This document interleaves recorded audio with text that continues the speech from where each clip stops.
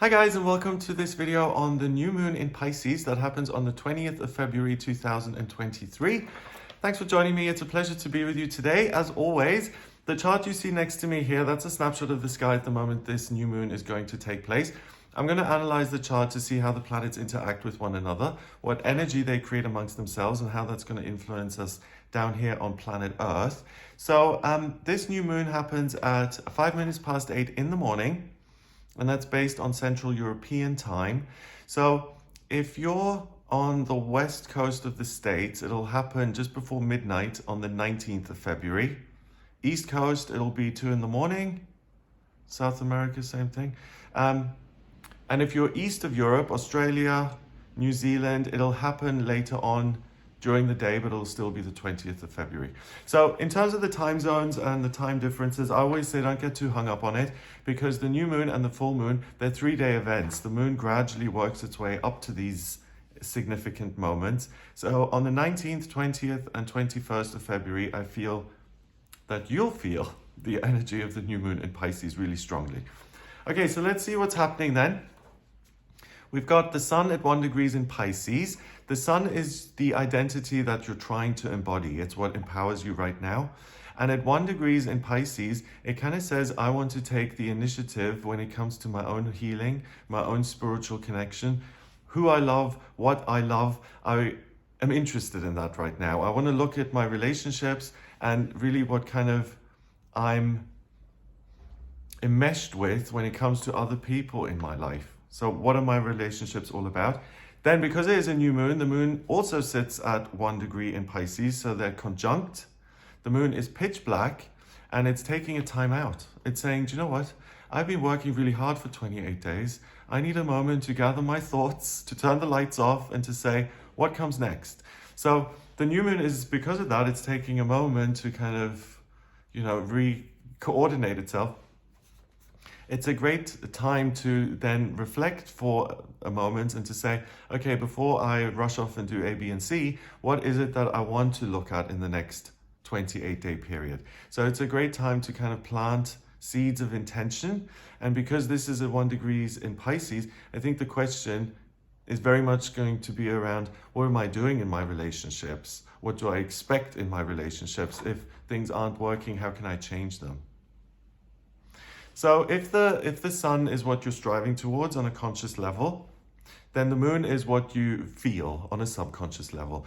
The moon is your heart, sun is your head, and during a new moon, when they're conjunct and sitting right on top of each other, they're not in conflict. They work nicely, they're talking to each other, they're neighbors. And the moon at 1 degree in Pisces, again, gives you that initiative to say, I want to have a connection with another person or with spirituality. I want to kind of see myself through someone else's eyes. I don't want to be on an island by myself. It's very much about my relationships, how I can heal other people, how they can heal me, how we can be intimate and just create these really memorable moments in life that are the most important. I was watching this thing the other day on YouTube. It came up recommended. There was a guy going around Toronto interviewing 80-year-olds and asking them, what's your biggest regret and what would you do differently if you could go back to, 40 years ago? And I mean, it's not a giant revelation. It's something I think we're all aware of, but don't always implement, that you're not going to take your last breath on this planet and say, I should have really knuckled down in my work, Most people would say and reflect on, that was the marriage, these are the children, that's what made my heart come alive. These were the big spiritual epiphanies that I had. So this new moon is a lovely, calm moment to kind of just ask yourself those questions. What's the bigger picture here and what do I really care about? What's interesting then is we've got Saturn sitting nearby. Saturn is at 28 degrees in Aquarius, so it's 3 degrees away from the new moon in Pisces. Each house in the chart has 30 degrees. So Saturn is the planet of security and structure and the rules and rigidity.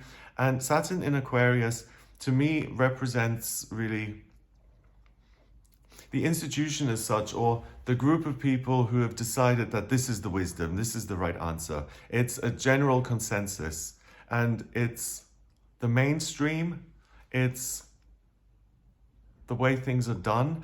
Aquarius is the water bearer, right? And it's an air sign. It's the sign of the humanitarian and the teacher. So Saturn in Aquarius is very focused on getting good information. It really honors information. It thinks about other people and how things that you do are going to affect others. So it's very kind of responsible. It's at 28 degrees, 2 and 8 is 10, and 10 reduces to 1 in numerology, so it's the same degree as this new moon, really. It's at the vibration of 1. So with Saturn in Aquarius at 1 degree on this new moon is amazing to me, because it kind of gives you this sense of recognition that, you know, the most important university, and every teacher and professor out there I know is going to disagree with me, I'm sorry. But it's this certainty that, do you know what? I don't need to constantly have other people or these wise ones tell me who I am and what's important to me and what I love and how I love it. I can teach myself. I can attend the university of me, thank you very much. Because Saturn in Aquarius, it gives you access to this inner library that you've built and accumulated books and texts in your whole life, even if you haven't been consciously doing that. You've had experiences, you know what works for you, what doesn't. You know when your heart has been fullest and you've had those moments where it's like, oh my God, I'm so happy to be alive right now, you know? So go to that inner library and say, what has been important for me? And what do I want to look at in future? What is going to make me feel at home in a loving way, connected to the universe, the world, other people? So I love that, because the moon is on the position of let's pull stuff in to get ready for the next cycle. So it's full of this watery Pisces energy. And then we've got a solid foundation in Aquarius. So it's water and air, your feelings and your ideas. So it's kind of like the new moon in itself, where your heart and your head are combining. To me, that means that you can organize your inner world and really find out what your own priorities are. Okay. So then we've got the new moon in Pisces forming a trine with the south node in Scorpio at 7 degrees. If I'm looking at your birth chart, the south node and the north node, they show me where you're coming from on a spiritual level and the direction you're moving in. The south node is where you've been and the north node is where you're going. So with this new moon connecting with the south node in Scorpio, it opens up all of your emotional, intuitive talent or gift. Not even talent or gift. It opens your emotional world so that every memory, everything that's ever happened is accessible to you. It heightens your intuition. It heightens your creative ability. It allows you to uncover hidden secrets within yourself and within others. And fundamentally, with Scorpio being ruled by Pluto, it's all about identifying these things so that you can transform and heal them. The south node is also at 7 degrees. 7 in numerology is the mind and creativity. So it's almost like you're being presented with a box, and on the box it says, here you go, here are your feelings. Have a rummage around the box, check which ones you want to keep, which ones you don't want to keep. It's going to be almost that clear. So it's an inner like detox. You know, what I have a problem with is I've always had this. If I'm just, you know, going about my business and then I hop in the shower and I'm showering and I'm just like, you know, having a good time, I often get these intrusive thoughts come in of things that have happened to me in the past where I cringe, or I'm like, oh, I shouldn't have said that, or I shouldn't have done this. And when I become aware of it, it's just like, what are you doing? Like, it's over. You did that. You've been there. You survived. Yes, it wasn't ideal, but why are you torturing yourself like 20, 30 years later and cringing over something trivial? It's really, I don't know. It's a bad trait. And what I try and do when I have those moments is to remind myself that, do you know what, this has now happened. Let's move on and see what we want to create in future. The only thing you can do is keep going and decide to do it differently. But you can't like constantly berate yourself. So this is a great opportunity to have that kind of inner chat and to say, okay, let's get back on track. Let me pull my socks up a bit and bring more wonderful things into my life. The South Node then, it squares Black Moon Lilith in Leo at 4 degrees. So when I was looking at this earlier before I started recording, what that said to me immediately, particularly if you have a fear of being seen. If you say, do you know what, I have these plans for great career fulfillment and my relationships and all these things I want to do, but when it comes to the crunch, when I actually have to go to the job interview and present myself, or I have to go up to someone I have my eye on and get chatting to them and get a conversation going, if that's the fear, that particularly you're able to rummage around in and throw out the box. Black Moon Lilith in Leo at 4 degrees, to me it says, putting yourself out there, speaking your truth, being authentic, taking a real risk in life, pursuing a passion is scary because it could fail.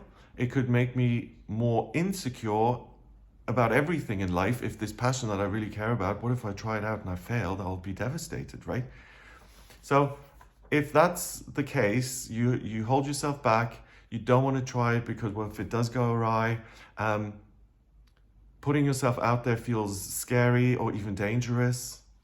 If that's been an issue, and for most people, public speaking is an issue. Like if you Google people's greatest fear, public speaking comes out as number 1. Yeah. So that's a good thing to kind of look at and to transform and to get creative about and say, what am I actually scared of here? And if I try it, and it doesn't work, would that really be the end of the world? Or would I learn something from it that would then enable me to do it differently? So the connections here are very much about encouraging you to give it another go and to allow yourself to learn and progress over time and not to expect everything to be perfect straight away. Okay, the Black Moon Lilith, it then squares the North Node at 7 degrees in Taurus. Ooh. So the North Node at 7 degrees, I want to get creative with the structures in my life, and I want to alter them based on what I'm thinking and feeling and what makes sense to me on this day.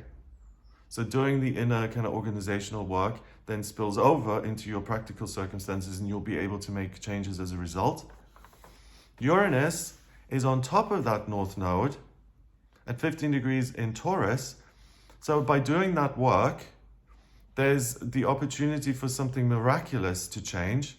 And at 15 degrees 6, that in itself is an opportunity. It's a doorway open for something else. So the world doesn't come to you and say, hey, we want you to work as a fashion designer in Paris. It's the other way around. It's you deciding that you want to be a fashion designer in Paris. You buy your ticket, you go there, you apply, and you become a fashion designer. So it's in, then out. Let's look at some of the other connections here. The North Node in Taurus then trines the midheaven in Capricorn. The midheaven is the noon position.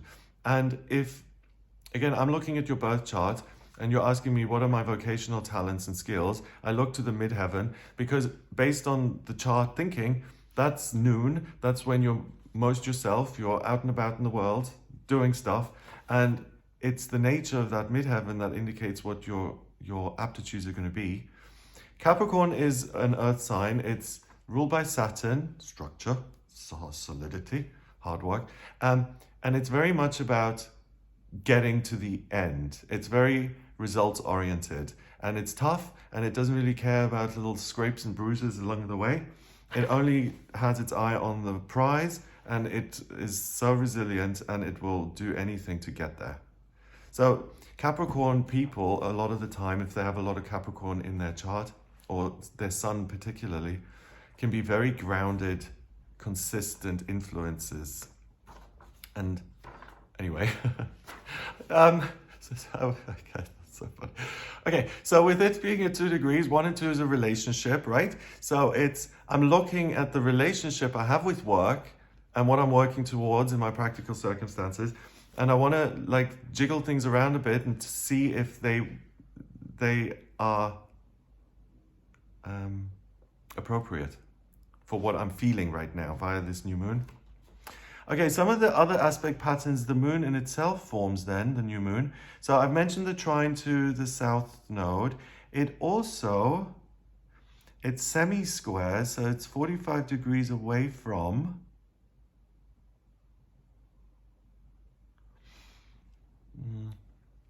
well, it's technically Saturn that semi-squares Jupiter and Chiron, but because Saturn is right on top of the new moon, I feel that they blend their energies together. So the new moon and Saturn, semi-square, Jupiter in Aries and Chiron in Aries. So Jupiter is the lucky planet, and that really encapsulates this whole horoscope. It's at 9 degrees in Aries. 9 is spirituality and completion. So you get clear on what's important to you spiritually, emotionally, connection-wise. And Aries is action. So get clear on what you desire and then act upon it. Jupiter, the good luck planet, will help you expand whatever activity or situation that is and will bring good luck to it. And Chiron is at 13 degrees in Aries, near Jupiter. So by pursuing things like this, you're finally able to heal a sense of being incomplete or unfulfilled. So it's an opportunity to heal a wound, particularly a wound that stems from a place of, this is something I'm really passionate about, I want to do it, but I can't because of A, B, and C. And I'm frustrated and sad about it, but I still can't do it. The obstacles are just too high. So that's the kind of thing where you can have a breakthrough on this day and really propel yourself forward. Other things, the new moon in Pisces, it's sextiles, so it's 60 degrees away from the midheaven in Capricorn. So again, same thing. I feel, and it spills over into my practical circumstances. So it's spiritual understanding for real practical change. Yeah, and those are the relationships the moon forms. What I find interesting as well, though, is we've got Venus, the planet of love, beauty, and creativity, and it's a personal planet, sitting 5 degrees away from Neptune, the outer planet of dreams and intuition, and the higher octave of Venus. And they're sitting near the ascendant, your default setting.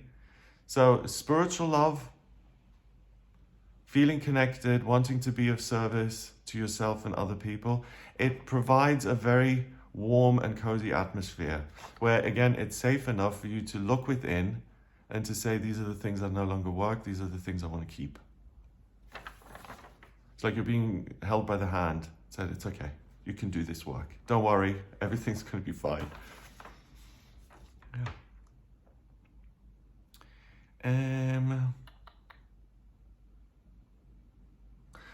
Pluto in Capricorn opposes Black Moon Lilith in Leo. Okay, so unless you're able to overcome yourself and your own fears at some point, you won't be able to implement the amazing changes that you can implement. So this new moon in Pisces is an opportunity to get out of our own ways, yeah. And to pursue the dream, regardless of the fear that may be involved. Wow, I love it. Okay, anything else? Mars is in Gemini at 15 degrees.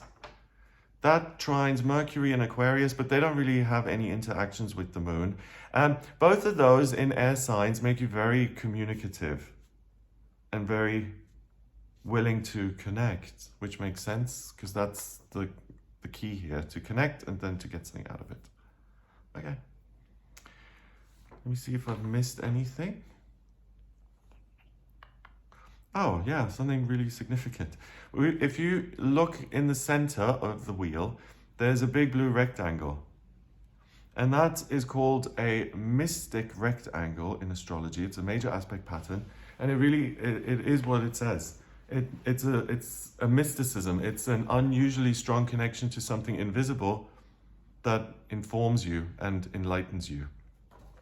And with the mystic rectangle being here, connecting Pluto in Capricorn, Ceres in Libra, Black Moon Lilith in Leo, and then the Aries planets, Chiron and Jupiter, it is fire, air, and earth. Wow. Okay, so a spiritual connection, I would say, is governed by the element of water. So this mystic rectangle pulls in all the other elements. So it's like you're perfectly balanced. That's why you're able to have the peace and quiet to get these insights and then to take action. It's like the universe has said, stop at the quiet, please. This person is working on themselves. No noise. Keep it down. Good work being done, my love. It's amazing. Okay, anything else? We have a T-square. Okay, the T-square is an opposition with two squares on top to create a triangle. And it connects the rising in Aries with Ceres and the descendant in Libra, and peaks with the midheaven in Capricorn. Yeah, so similar. Inner balance, then action leads to a new working relationship or a new relationship with the world, your life. Strongest element of the day is water. Makes sense because that's the key that opens all the locks. And strongest mode on the day is mutable. And that also makes sense because it's about being adaptable, flexible, going with the flow, listening, accepting things that you get, and then doing something with it. Okay, so I hope that gives you an idea of what you'll be working with here during this new moon in Pisces. I hope you have a wonderful time. If you would like a personal reading with me, please get in touch via my website. It's gregoryscott.com.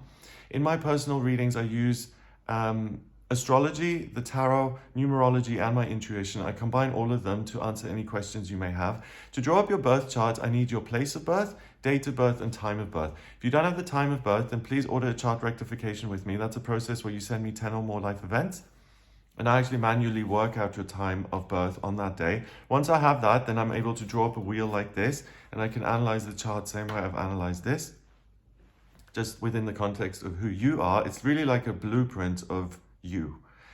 I also look at the progress chart transits to see what's coming up in future, astrocartography if there are questions around travel, moving, and I also obviously use all the other systems as I go. So if you're interested in any of that and you would like to have a personal reading with me, please do get in touch via the website. And if you like this video, give it a thumbs up, please. Hit subscribe and share the video online. Have a wonderful time during this new moon in Pisces. Check out my other videos, weekly horoscopes, daily tarot readings, and I'll speak to you soon. All the best. Take care.